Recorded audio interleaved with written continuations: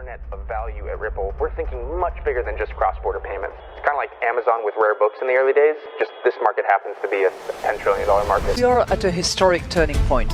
Said in the past that you are doing for money what email did for communication. Moving the whole revolution forward. Take on it. There's trillions of dollars parked around the world. XRP. Is there a possibility that Ripple could take over Swift one day?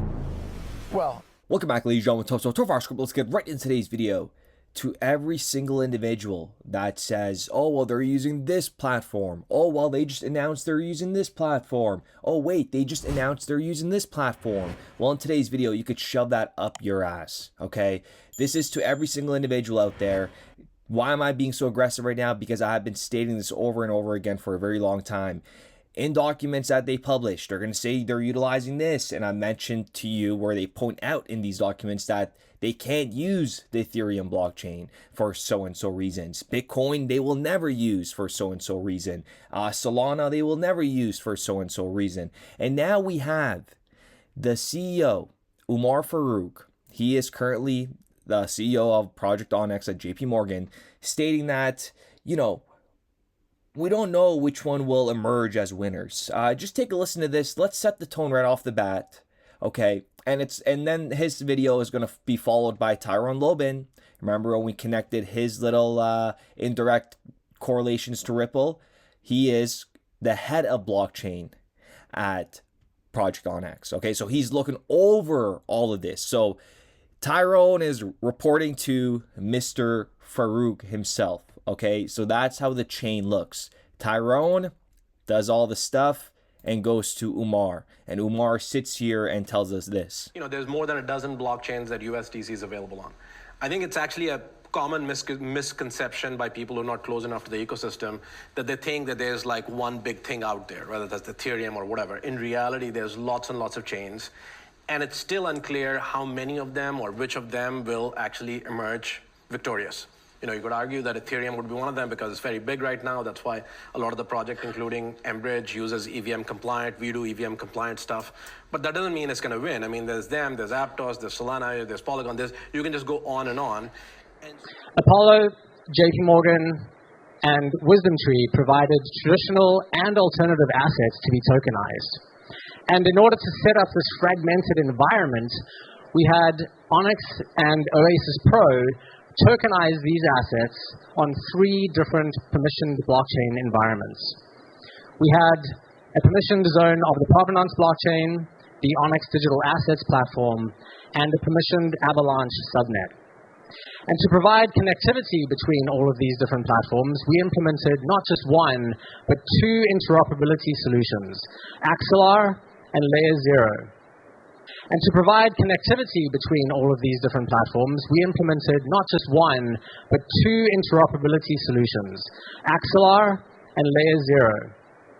They're not going to come out here and advertise every single application they're using, what kind of teams they're working with, what kind of tests they did. They will announce the ones that they're comfortable to do so.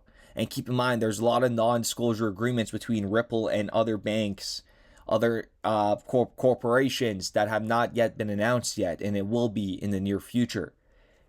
You need to understand that Ripple is an enterprise. Its digital asset XRP is an asset that can be beneficial to their customers in a lot of ways.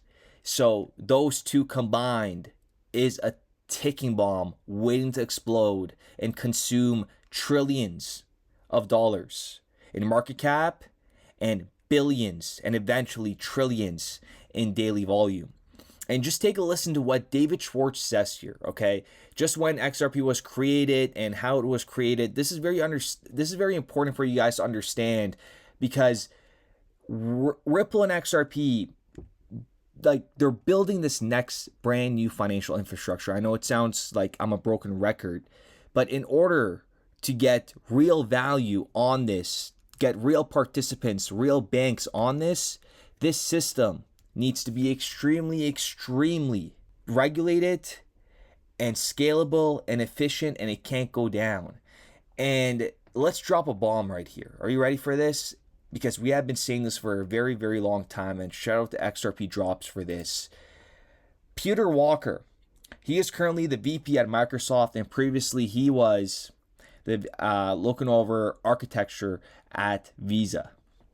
And he shared this a week ago, and this is very, very important. You guys remember the Square Table meeting that took place? Ripple employee right there, and we have Nellie Lang, and we did all the correlations, which we're not going to, dissect in today's episode.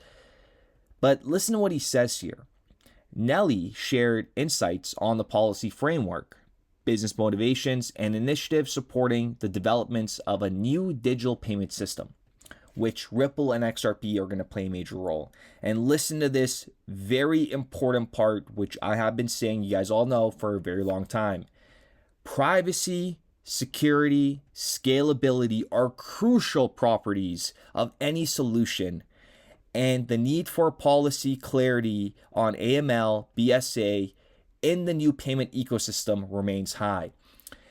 If the system that they're going to implement doesn't have all those attributes, even if it's missing one of them, it will not be adopted, because you cannot have a system to go down. You can't have a payment system or any sort of system that's about to consume and handle trillions in daily volume. You cannot have that thing go down for even 10 seconds, or let alone 20 seconds. Okay, keep that in mind. That is a very, very, very, very important takeaway that you guys all need to understand. And this is why it's taken so long, because what they're trying to implement and, roll out the new system, you can't have any problems like that. And listen to what David Schwartz says here. I started in November in 2011. These were some of the early days of the development of Bitcoin and the cryptocurrency movement. And really, all there was Bitcoin and a couple of clones.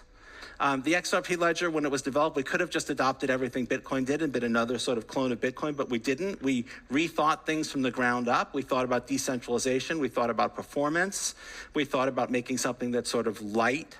We focused on payments, and that is our historical legacy.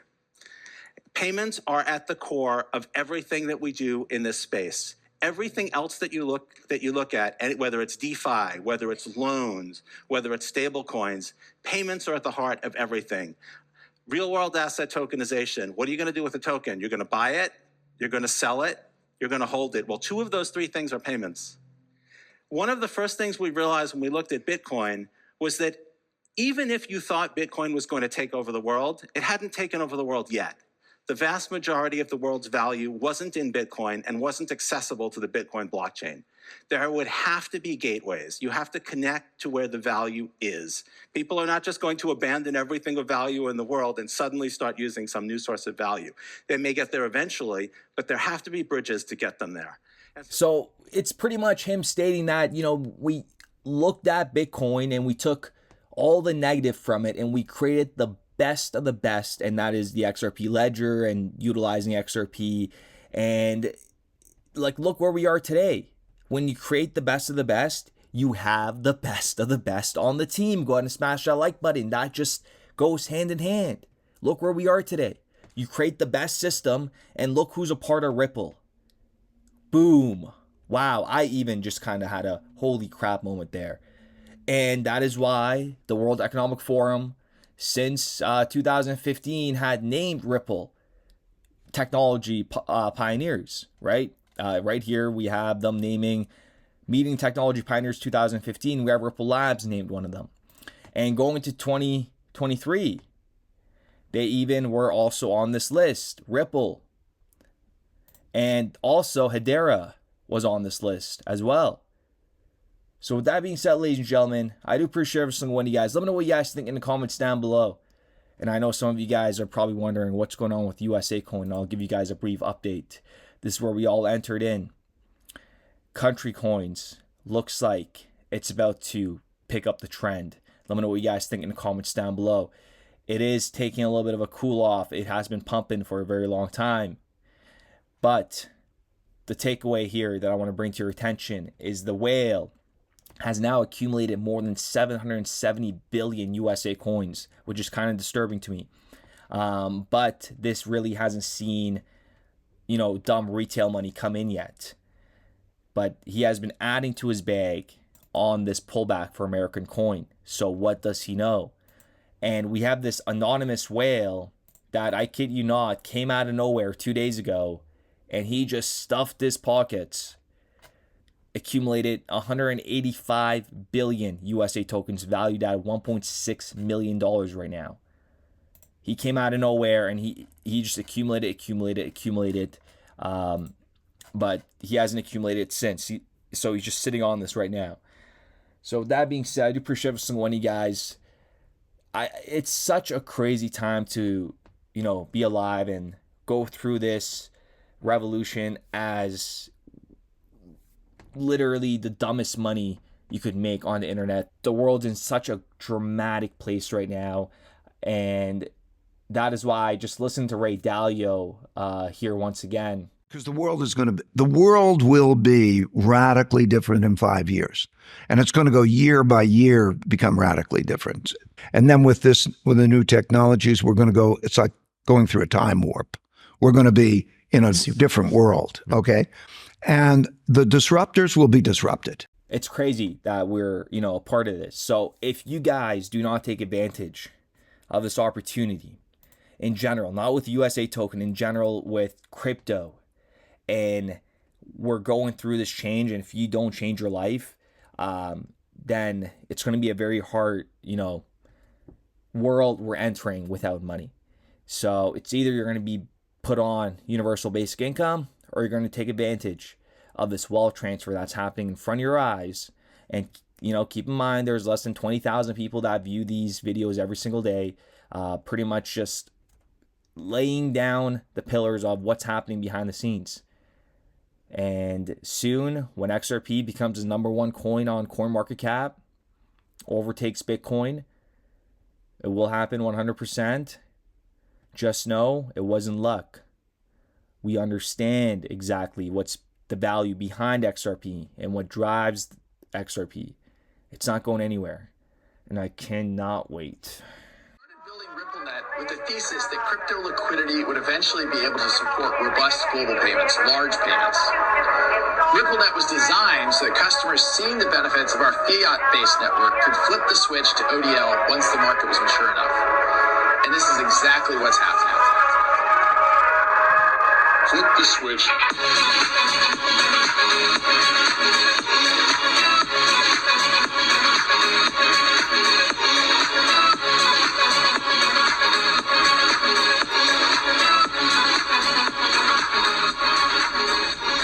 I think what we're building has, it's solving a real problem. And I think all of the tokens, my advice to anybody would be, understand the utility. If there's real utility and there's real value being delivered to a real customer, there will be value in the token.